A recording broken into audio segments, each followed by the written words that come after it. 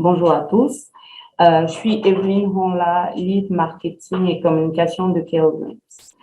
Donc, en fait, je suis là pour vous parler un peu de l'expérience de Kero, qui est Kero, qu'est-ce que nous avons réalisé jusque-là, et aussi quelles sont on va dire, les difficultés, ou je vais appeler ça simplement les challenges pour trouver un mot plus positif.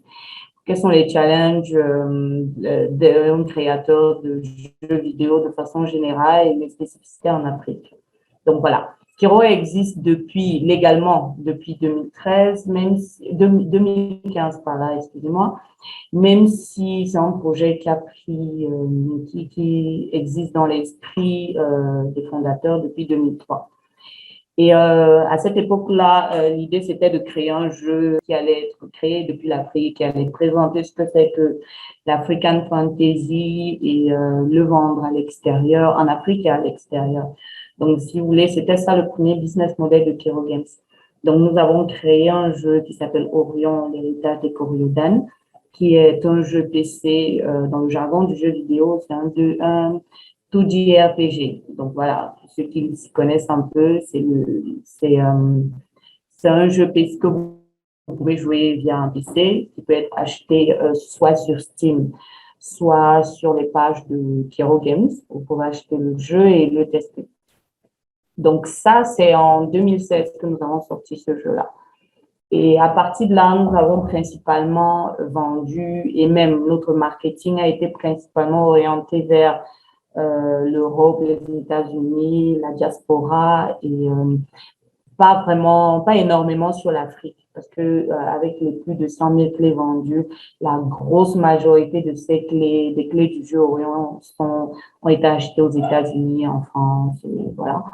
L'Afrique n'a pas, nous n'avons pas beaucoup marketé le jeu en Afrique parce qu'il n'avait pas été pensé pour un public africain. Parce que c'est important de préciser que vu que le public africain n'a pas accès facilement à des consoles, il n'y a pas énorme, le marché des core gamers, comme on le dit, n'est pas énorme. Donc, à ce moment-là, quand on avait créé le jeu, il n'avait pas été pensé pour un public pur africain. Donc, c'est pour ça qu'il a été principalement vendu en Europe, aux États-Unis, ce genre de choses.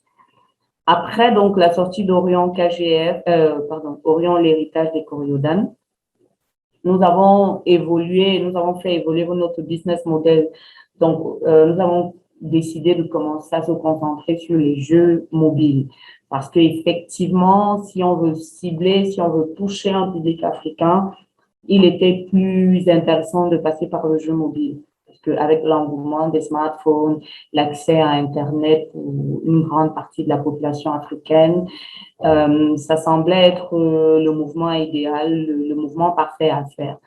Et il fallait aussi qu'on puisse démontrer que notre business model de base était viable, c'est-à-dire que être capable de dire que est-ce que les joueurs africains peuvent télécharger un jeu Made in Africa et faire des microtransactions à l'intérieur de ce jeu. Ça, c'était un gros défi de Kero et dès 2017-2018, on a commencé à se réorienter vers cette dynamique-là. Alors, et par cette réorientation, nous avons créé deux marques principales. La marque Le Responsable Bois, dont la démo est disponible pour le moment sur Play Store avec plus de 20 000 téléchargements. Donc, c'est vraiment une démo. C'est un jeu qu'on peut appeler gentiment un African Sims, mais c'est vraiment contextualisé avec l'humour local, et quand je dis local, pas uniquement camerounais, mais ça a été pensé pour un public africain. Et les thématiques qui sont abordées avec énormément d'humour sont faites pour le public africain. Donc, Le Responsable Boa, en fait, ce sera le premier jeu où un Africain pourra simuler ce que ça veut dire qu'être un fonctionnaire, une élite du pays, en fait, avec tout ce que ça peut avoir comme côté drôle, comme difficulté, comme questionnement qu'on peut avoir quand vous vous posez la question que font réellement les fonctionnaires africains. On a essayé de vraiment se renseigner là-dessus et de créer un jeu drôle parce que ce n'est pas un jeu moralisateur, c'est pas un jeu c'est pas un serious game. C'est vraiment un jeu qui vous montre les conséquences des choix que vous pourrez opérer. Donc, si à l'intérieur du jeu, vous avez possibilité d'être un très bon fonctionnaire, d'être honnête, de ne jamais être corrompu, ou si vous choisissez, vous pouvez prendre la piste de la corruption, vous pouvez même avoir des maîtresses si vous le souhaitez. On a essayé un peu de montrer les aspects de la vie sociale africaine avec un peu d'humour, avec énormément d'humour à l'africaine, mais surtout, on a travaillé, le moteur derrière a travaillé de façon à ce que les choix que l'on fait dans le jeu auront des conséquences visibles dans le jeu. Donc, si vous êtes un mauvais mari, si vous vous comportez mal avec votre conjoint dans le jeu, et inversement, quand il y aura la version femme, vous allez voir qu'il y aura des effets, le personnage de votre conjoint sera plus contente et va toujours être énervé, ce genre de choses. Si vous gérez mal votre métier de fonctionnaire, il y aura des conséquences dans l'écosystème du jeu. Donc, voilà en gros ce que c'est que le responsable bois. Donc, c'est encore une démo et nous travaillons à le développer parce qu'il est vraiment très long. C'est un jeu un peu narratif, donc c'est très, très long à développer. Et notre équipe n'est pas encore assez grande pour pouvoir le développer de plein fouet. En même temps que nous développons le deuxième jeu dont je vais vous parler tout de suite, qui est Orion Kajuta Gem Fighter.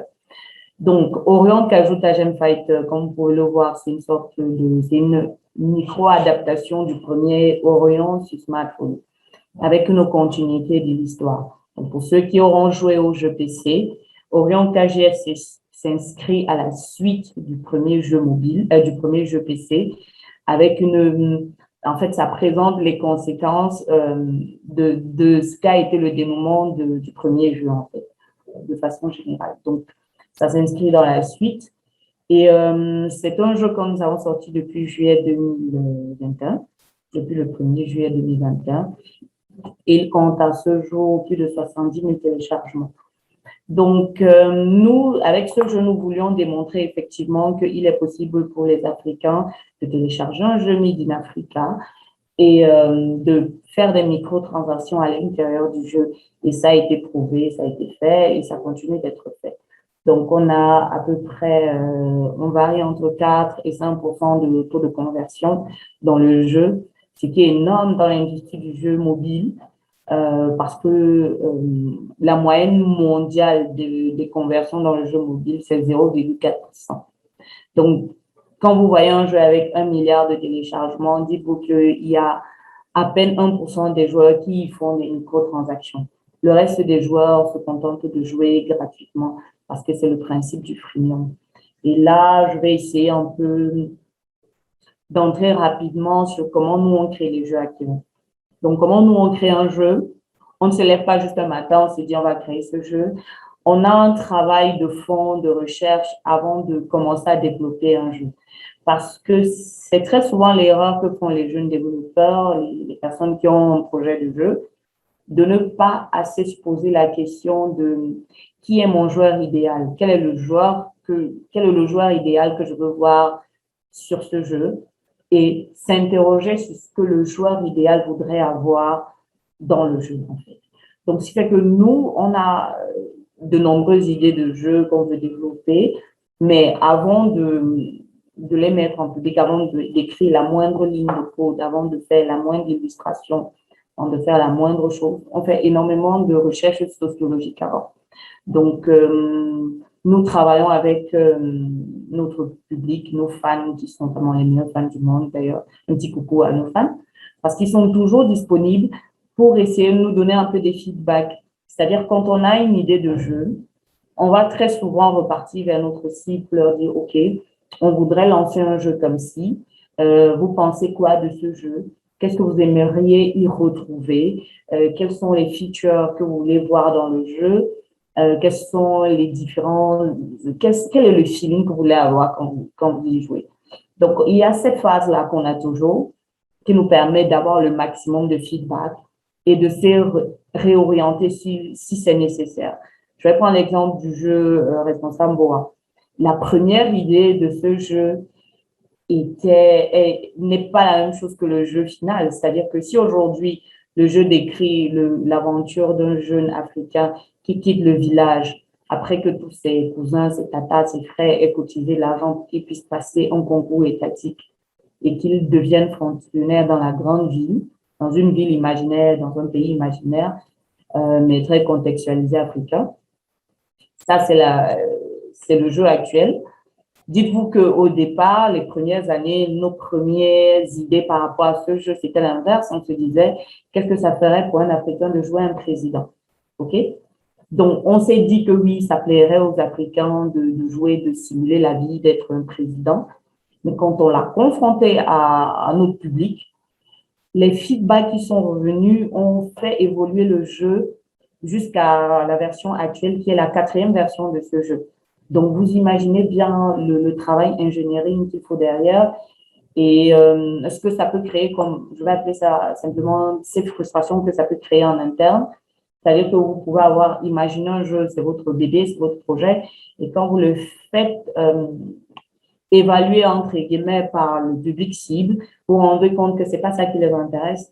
Il faut accepter de faire le voyage émotionnel, de changer ce que vous aviez prévu au départ. Donc ça, c'est une chose sur laquelle on a énormément capitalisé en tant qu'équipe, parce que on a beaucoup appris que, voilà, même si vous émettez une idée, la version finale du jeu ou de tout ce qu'on crée ne sera pas forcément ce que vous avez émis comme idée de départ. Genre, j'ai une idée de génie, non. Ça va très souvent évoluer, ça va changer, ça va être modifié. Parfois, il y a des voyages à 360, donc il faut pouvoir les accepter et continuer à travailler et en rester productif. Donc, je suis en train de vous expliquer que la première phase pour nous à Kiro, c'est effectivement ça. C'est tout d'abord étudier le marché, étudier ce que le public cible veut, étudier les attentes, les features, ce genre de choses que le joueur finalement, celui pour qui on travaille, c'est qu'il souhaite avoir dans le jeu. Quand nous avons fini cette partie-là, à partir de là, c'est là où le vrai travail de développement commence. C'est là où les premiers cahiers de gameplay sont écrits. C'est là où le scénario, si c'est un jeu à scénario, est rédigé. C'est là où tous ces éléments beaucoup plus, on va dire, qui commencent à construire le corps du jeu, commencent à être travaillés. Et après cette phase, parce que nous aussi, c'est une chose que une chose que les gens ne sont pas conscients, il y a une phase d'écriture dans un jeu avant de commencer à taper la moindre ligne de code. C'est nécessaire si quelqu'un a l'ambition de créer un jeu. Je recommande vraiment, et c'est difficile parce que pour la plupart des développeurs, on se dit j'ai une idée de génie, je vais me mettre derrière mon PC, je vais me mettre à compiler les algorithmes et les fonctions et tout va aller bien. Non. Il faut pouvoir penser ce jeu complètement avant de commencer à le coder. Donc, quand nous, on a étudié ce que le public souhaite avoir, on commence à rédiger un peu le jeu, on commence à rédiger certains documents techniques, comme je disais, les cahiers de gameplay et tout ça. Et après commence la phase pure de développement où il y a d'un côté les développeurs purs et de l'autre côté les illustrateurs. Par exemple, si vous choisissez un jeu 2D ou 3D, vous allez devoir avoir besoin des gens qui sont soit en 2D, soit en 3D, effectivement. C'est là où toutes les phases de développement de jeu commencent à évoluer en parallèle avec toutes les contraintes que ça peut avoir, les contraintes des uns et des autres. Et en Afrique, il y a une contrainte supplémentaire qui est celle du type de jeu, du type de téléphone. Parce que si dans les autres industries, la qualité du téléphone n'est pas vraiment un stress pour les développeurs, quand vous êtes développeur de jeux mobiles en Afrique, il faut prendre en compte ces contraintes-là. Parce que tous les téléphones ne sont pas performants, tous les téléphones ne peuvent pas accepter les spécificités de jeu qu'ils souhaitent avoir. C'est-à-dire, c'est intéressant, un joueur va vous dire, oui, je voudrais que dans ce jeu, les personnages fassent X, fassent Y, mais sauf que techniquement, vous avez un téléphone qui ne peut pas accepter ce genre de choses. C'est ça qui peut, c'est l'une des raisons qui fait que même pour notre jeu actuel, il y a parfois des couacs. Parce que quand on discute avec le public, ils vont nous dire, ouais, mais j'ai téléchargé, mais ça ne marchait pas. Mais après, vous devez pouvoir lui expliquer que votre téléphone n'est pas assez puissant pour pouvoir accepter un jeu. Et c'est difficile, c'est une discussion compliquée. Donc, nous, on essaie de l'intégrer au maximum. effectivement, on ne peut pas avoir tous les téléphones africains. C'est presque, pour le moment, on ne peut pas. Mais on fait le maximum pour que, on va dire, la moyenne des téléphones africains puissent accepter nos jeux et que les joueurs africains puissent jouer à nos jeux. Donc, ça fait partie des contraintes à prendre en compte. Et dès qu'on a développé le jeu et que le jeu est, on va dire, quasi fini, nous, en interne, on fait toujours des phases de test. On le fait tester à la communauté. On recrute parfois, pour ceux qui nous suivent sur les réseaux sociaux, ils vont très souvent voir inscrivez-vous pour être bêta-testeur du jeu parce qu'on voudrait bien avoir le feeling des joueurs avant la publication finale du jeu. Donc, on fait tester le jeu. Et quand on a fini de tester, faire tester le jeu, les gens remontent des bugs éventuels que l'équipe technique corrige au maximum. À partir de là, le jeu est disponible sur la marketplace et là commence la deuxième partie du gros travail qui est celui du marketing et c'est un peu plus là où nous on entre en jeu. C'est-à-dire, de façon générale, les personnes du département marketing seront en amont, c'est-à-dire à la phase de création de design thinking du jeu, quand on est là pour imaginer à quoi va ressembler le jeu, quelque part, aux users, pour que les users nous expliquent ce qu'ils veulent voir dans le jeu, ce qu'ils espèrent voir dans le jeu. Nous, on est là. Ensuite, pendant la phase de développement, on est plus là pour commencer à montrer aux joueurs les évolutions techniques du jeu. Donc, à partir de là, on partage souvent on partage les premiers screenshots du jeu, les premières vidéos, les premiers trucs. Et quand le jeu est sorti, c'est là où commence la difficulté du marketing parce que l'industrie du jeu vidéo en général est très concurrentielle et celui du jeu mobile l'est aussi énormément.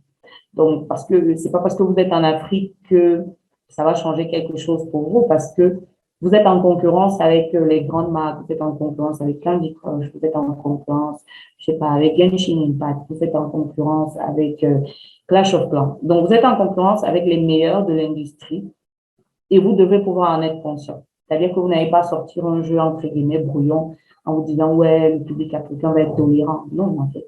Le monde ne sera pas tolérant. Pas éternellement, en tout cas.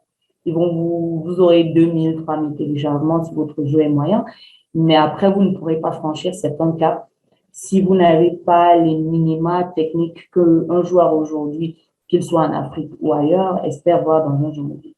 Donc ça, c'est un travail important. Donc, ça fait que même quand le jeu est déjà sorti, il y a toujours un travail derrière des techniciens pour régler les éventuels bugs, pour rajouter des fonctionnalités ou des attentes des joueurs, parce que quand vous avez mis le jeu en ligne, à partir de là, vous commencez à avoir des retours, des 5 étoiles et avec des demandes des joueurs, des demandes légitimes. On aimerait avoir plus de ceci, on voudrait avoir plus de cela. Et ça fait partie de la continuité de développement parce que vous devez commencer à intégrer toutes les choses possibles, les features possibles dans le jeu au fur et à mesure que le jeu avance. Donc, c'est un peu ça le côté intéressant du jeu mobile. Parce que si dans un core game, généralement, le jeu, il sort et le prochain DLC, c'est très souvent, sauf s'il y a des bugs, hein, mais quand le jeu est plutôt stable, vous allez avoir des DLC beaucoup plus espacés, beaucoup plus lointains dans le temps par rapport à la date de sortie du jeu. Par contre, dans le jeu mobile, le jeu est en constante évolution. Les joueurs de Candy Crush peuvent le savoir, le jeu a énormément évolué, il faut rajouter du contenu. Donc, c'est pareil pour Orion KGF aujourd'hui. Il faut pouvoir répondre à la demande du public. Donc, il faut rajouter le maximum d'étapes possibles. Il faut rajouter, comme j'ai dit, le plus de fonctionnalités, le plus de choses intéressantes pour les joueurs. Donc, ils veulent voir ça. Ils veulent voir de nouveaux personnages.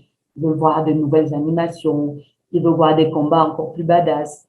Ils veulent voir, dans notre cas, Orion KGF, qui est à la fois un puzzle game et un jeu d'action, c'est un mix entre les deux. Donc, ils veulent que le puzzle soit beaucoup plus dynamique, qu'il y ait plus de combats, qu'il y ait de meilleures animations, qu'il y ait plus d'ennemis, qu'il y ait plus de nouveaux héros avec lesquels ils peuvent jouer. Donc, ça, c'est un énorme travail qu'on doit rester faire en arrière-plan. et que les joueurs espèrent voir au maximum. Donc ça, concernant KGF aujourd'hui, ça c'est ce sur quoi on travaille tous les jours. C'est-à-dire qu'on a 70 000 téléchargements déjà et on compte atteindre les 100 000 téléchargements d'ici la fin d'année, ce qui pour nous sera le premier vrai cap et une première dans l'industrie du jeu mobile africain. Donc, on va pouvoir atteindre ce cap-là. Et on est très confiant sur le sujet parce que on a beaucoup travaillé sur le marketing digital du jeu spécifique à l'Afrique. On a mis en place, même dans le background, on va dire dans le moteur du jeu, si je peux dire ça ainsi, on a mis en place un système de CRM qui fait qu'on peut littéralement tweeter à nos joueurs. Donc, on peut parler directement à nos joueurs, on peut directement leur partager de nouvelles features, de nouveaux avantages dans le jeu, on peut rajouter des fonctionnalités. C'est ça qui rend le truc vraiment intéressant. C'est-à-dire que c'est très évolutif, c'est pas statique. C'est-à-dire que le jeu qui est sorti le 1er juillet a énormément évolué par rapport au jeu que n'importe qui peut découvrir aujourd'hui sur Play Store. Et ça va encore évoluer. Il y a énormément de choses qu'on veut mettre encore dans le jeu.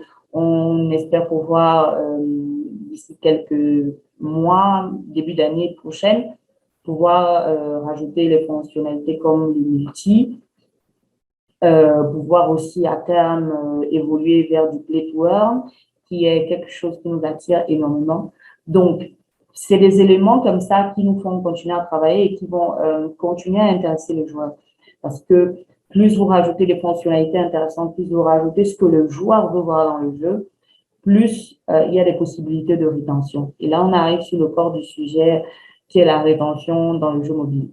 Déjà, il faut comprendre que si vous lancez un jeu mobile aujourd'hui, si vous mettez un jeu ou une appli sur, si vous créez une application, ce n'est que la première étape. La rétention et l'acquisition et la rétention est la deuxième étape et qui est d'ailleurs l'une des plus difficiles vu de notre expérience. Pourquoi? Vous pouvez avoir fini de développer votre jeu, mais dans un écosystème extrêmement compétitif, et avec le fait qu'en Afrique, on manque de budget marketing pour pouvoir faire des grosses campagnes comme certaines grosses marques, c'est difficile d'acquérir beaucoup de joueurs et c'est difficile, c'est challengeant, on va dire. C'est challengeant de pouvoir avoir, de pouvoir retenir les joueurs. Donc, si je vous donne simplement les statistiques du monde, c'est-à-dire que ce sont les statistiques de KGF, mais les statistiques de l'industrie en ce moment. Donc, à peine 24 heures après avoir installé ou téléchargé un jeu ou une appli, 80% des joueurs et des utilisateurs la désinstallent. 80%. Vous imaginez ce que ça peut être comme challenge. Et ça, c'est la moyenne mondiale du nombre de désinstallations d'un jeu. Donc, quand vous êtes développeur, vous devez pouvoir prendre ça en compte et pouvoir mettre des solutions ou des éléments dans votre jeu qui peuvent contrer cela. Et ça, c'est quelque chose qu'on fait très, très bien à Kiro. Et là, on peut en être content. On le fait très bien parce qu'on a mis en place des éléments qui permettent de retenir les joueurs. Énormément de features comme des bonus in-game qui permettent aux joueurs de revenir, de relancer le jeu. On a un personnage fictif qu'on appelle Osso, qui est une sorte de personnage Easter egg-like, dont le travail est de venir proposer des cadeaux entre guillemets illégaux aux joueurs, mais ça reste légal, c'est nous-mêmes qui organisons ça. On essaye de continuer à interagir avec les joueurs, on essaie de parler directement à nos joueurs grâce à notre plateforme Kiro World. On a aussi créé une sorte de plateforme derrière qui a pour but d'organiser tout le CRM des joueurs et qui a aussi pour but de, comment je vais dire, de regrouper toutes nos créations, toutes nos applis à un seul endroit. Avec Kiro World, vous aurez à terme, vous pourrez à la fois pouvoir gagner des éléments dans le jeu Orient KGF, gagner des éléments dans le Responsable Boa, lire notre BD, par exemple, lire la BD en couleur, et ainsi de suite, ainsi de suite. Il y a énormément de choses qu'on prévoit de mettre à terme derrière Kiro World. Mais aujourd'hui, grâce à cette plateforme, nous sommes entre guillemets un peu plus indépendants des réseaux sociaux et des géants du digital. J'insiste sur le terme un peu plus. parce qu'on peut pas on peut pas complètement ne pas travailler avec ces géants du net. Mais mettre en place la plateforme Zero World nous a permis aujourd'hui de pouvoir parler plus facilement aux joueurs, de pouvoir nous adresser directement aux joueurs, de pouvoir leur envoyer directement des messages spécifiques à différents joueurs. Donc, on peut leur envoyer des messages le matin, du bonjour, on peut leur envoyer des messages de cadeaux. Tenez, vous avez obtenu ceci, vous avez obtenu tel nouveau cadeau, vous avez obtenu un personnage. Et de l'autre côté, ça nous permet aussi de régler certaines difficultés que l'on a dues à la technologie du mobile money. Donc, comme je vous expliquais au départ, avec la sortie de Orion KGF, l'idée pour nous, c'était de démontrer que notre business model est viable, celui de créer des jeux depuis l'Afrique, des jeux mobiles depuis l'Afrique, inciter les joueurs à les télécharger, on l'a démontré, créer le jeu, on l'a démontré, mais il nous fallait aussi être capable de démontrer que les joueurs africains peuvent acheter du contenu digital. Ça aussi, on l'a démontré. Donc aujourd'hui, les joueurs arrivent du Cameroun, de la Côte d'Ivoire. On a énormément de joueurs en Côte d'Ivoire d'ailleurs. Ça, c'est la deuxième, voire la deuxième ou la deuxième communauté. Deuxième communauté de nos joueurs. C'est-à-dire que statistiquement, on a des joueurs camerounais qui sont bien sûr les premiers parce que voilà, il y a le lien, on va dire, le lien du pays. Mais on a la communauté sénégalaise et la communauté ivoirienne qui est très, très forte aujourd'hui et qui représente une grosse partie de nos joueurs aussi. Donc, un coucou spécial aux joueurs ivoiriens qui téléchargent, qui jouent et qui achètent énormément dans le jeu. Donc, pour nous, c'était de pouvoir démontrer ça, qu'un joueur africain peut acheter.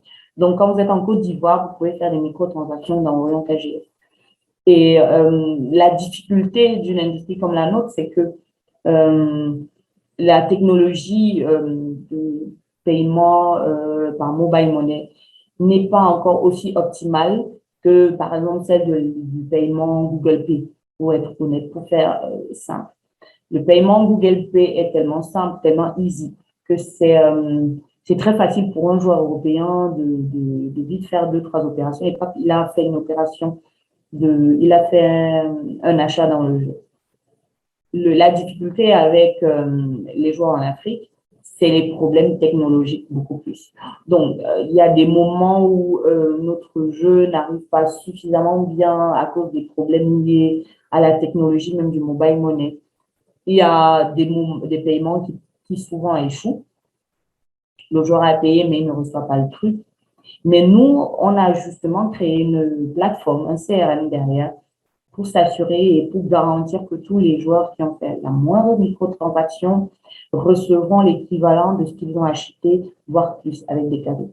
Donc, dans les quelques fois où ça peut arriver que vous effectuez depuis la Côte d'Ivoire un paiement mobile money, vous achetez nos packs dans le jeu et que par la difficulté de la technologie en elle-même, le paiement ne se passe pas, vous ne recevez pas l'équivalent de votre achat. Alors nous, on peut vous le renvoyer directement. Et ça, c'est énorme.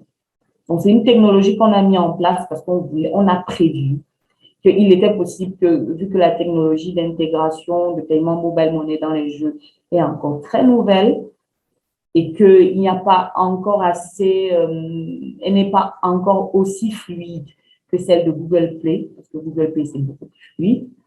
On a pensé à ça et on l'a anticipé. C'est en ça que quand vous créez un jeu vidéo en Afrique, vous devez pouvoir anticiper les contraintes liées à votre industrie et liées à votre écosystème. Donc, l'avoir anticipé fait que ça nous a permis de penser à ce CRM-là et permis de penser au fait que si un joueur fait un paiement, et qu'il ne reçoit pas l'équivalent de son paiement, nous, directement, on peut lui renvoyer l'équivalent de ce paiement sans aucun souci. Ça se fait en un claquement de doigts, littéralement. Donc, pour nous, c'était extrêmement important. Donc, vous imaginez donc tous les avantages que ça peut avoir. On peut envoyer des cadeaux à des joueurs spécifiques. On peut on peut faire énormément de choses. On peut parler directement à nos joueurs. On peut envoyer des trucs vraiment spécifiques à des joueurs spécifiques qui réussissent à faire des choses exceptionnelles dans le jeu. Et c'est déjà ce qu'on fait. On a parfois ce qu'on appelle les orioniques de la semaine. Donc, quelqu'un ou les joueurs qui ont réussi à se démarquer par leurs statistiques de jeu, par tout ce qu'ils ont réalisé dans le jeu, par leurs exploits de façon générale. Et on a la possibilité de leur envoyer un cadeau spécifique. Et ça, c'est énorme. Mais ça, si vous ne l'avez pas anticipé avant, si vous n'avez pas prévu que, OK, il est possible que comment dire ça, que les paiements mobile money ne se passent pas à 100% nickel comme avec Google Pay, vous n'avez pas anticipé ça, donc vous n'avez pas préparé la technologie derrière pour pouvoir absorber ça. Et ça, c'était très important pour nous.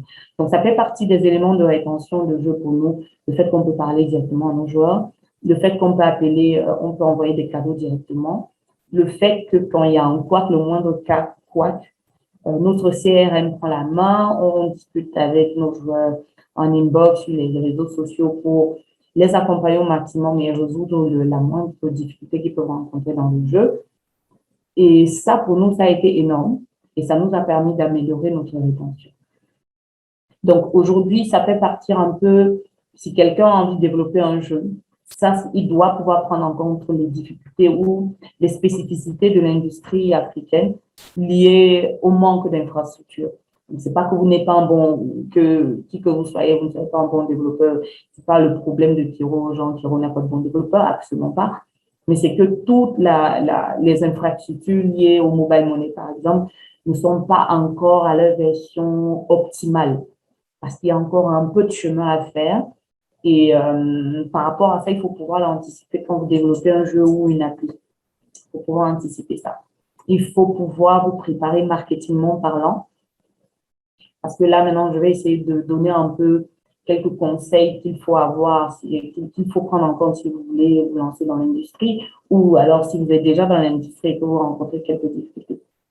Il faut penser comme je disais en un, il faut penser aux spécificités de votre industrie. Le fait que les téléphones ne soient pas aussi performants que les téléphones européens.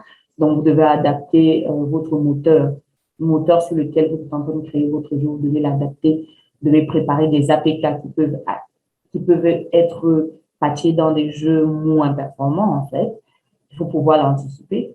Il faut pouvoir anticiper le fait que si vous voulez faire du freemium comme Orion KGF, c'est-à-dire pour ceux qui ne savent pas, c'est le jeu est téléchargeable gratuitement. Vous pouvez même littéralement le finir sans jamais payer. Mais il est possible de faire des in-app purchases, des achats dans le jeu qui vous permettent d'avancer plus vite et qui vous permettent d'acquérir des fonctionnalités beaucoup plus rapidement. Donc, si vous voulez développer une stratégie, si vous lancez un jeu en freemium ou une appli en freemium et que vous voulez que les joueurs payent par mobile money, qui est le moyen de paiement électronique le plus répandu en Afrique, il faut anticiper que la technologie peut avoir des bugs. Et donc, il faudra pouvoir anticiper comment résoudre ces bugs. Quand les joueurs reviendront derrière et vous diront que, OK, j'ai fait un paiement, j'ai fait ceci et c'est pas arrivé. Il faut pouvoir anticiper ça. Donc, il y a la deuxième partie qui est préparer le marketing. Beaucoup de joueurs, beaucoup de développeurs de jeux ne pensent pas à ça. Ils pensent à la création. J'ai un jeu, j'ai une idée de jeu, une idée de génie. Je vais aller derrière mon Mac, mon PC, tout ce que vous voulez. Je vais commencer à développer mon jeu. Ensuite, je vais le mettre sur Play Store, App Store et tout. Et puis, tout va bien se passer. Non. Il faut anticiper le marketing. Il faut se dire, bon, OK, il y a des millions de jeux, millions de jeux, des milliards même, des millions de jeux qui existent sur Play Store, sur Apple Store et tout, sur iOS, pardon. Il y a des millions de jeux. Donc, comment arriver à me différencier par rapport à ces millions de jeux? Être juste un jeu africain n'est pas suffisant. Ce n'est pas assez vendeur parce que, voilà, l'Afrique n'a pas encore construit suffisamment une suggestion de prestige qui fait que dire que être un jeu africain, ça ne convertit pas tant que ça. Ça peut lancer un cri de ralliement, oui, c'est un jeu africain, je vais le télécharger, mais c'est pas assez pour pouvoir arriver à de bons chiffres, à pouvoir franchir les caps des centaines de milliers de téléchargements et atteindre des millions de téléchargements. Donc, pouvoir anticiper le marketing. Quelques petites options, vous pouvez... une chose que nous, on a énormément fait, c'est partager notre évolution sur les réseaux sociaux. Ça nous a permis de construire une énorme communauté de fans. Et c'est ces fans-là qui permettent de relayer l'information quand le jeu est sorti. Okay? Ça permet aux gens de dire, OK, le jeu est sorti. Oui, Kiro a sorti un nouveau jeu. nos fans nous partagent nos informations et c'est comme ça que par effet boule de neige, ça continue d'évoluer. Donc, il faut pouvoir penser au marketing en partageant l'évolution du jeu, en partageant les difficultés, en faisant participer votre communauté sur les attentes qu'ils pourraient avoir sur votre jeu. Ça, c'est ce que vous pouvez faire avant la sortie de votre jeu. Et après la sortie de votre jeu, vous devez pouvoir, selon vos ambitions et selon vos moyens, pouvoir développer des stratégies de marketing digital pour pouvoir réussir à avoir des téléchargements de votre jeu. Ça, c'est important. Et en dernier, quand vous avez acquis un joueur, il faut aussi mettre en place tout un ensemble de stratégies pour pouvoir le retenir dans le jeu. Parce que vous n'êtes pas juste en concurrence avec les autres jeux mobiles, vous êtes en concurrence avec son espace dans son téléphone. S'il estime que votre jeu n'est pas assez performant, votre appli n'est pas assez intéressante, il va la désinstaller pour installer autre chose. Parce qu'il n'a pas assez d'espace dans son téléphone. Rappelez-vous, les contraintes africaines, les espaces dans le téléphone. Est-ce que c'est un téléphone de 1 giga, 2 gigas? Est-ce que ça a assez d'espace pour pouvoir accueillir plusieurs jeux? Pas sûr.